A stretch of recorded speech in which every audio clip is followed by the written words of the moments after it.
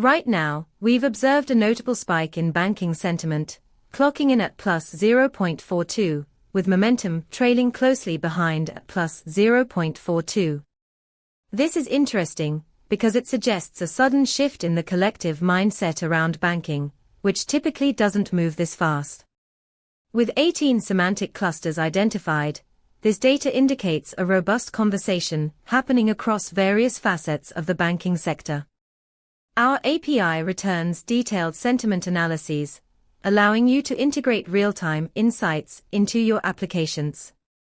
For instance, you could leverage this data to enhance risk assessment models, providing a more nuanced layer of understanding about public sentiment toward banking institutions. To dive deeper into how you can utilize this data, check out our documentation at pulsebit.lojenterprise.com/docs. Let's build smarter applications together.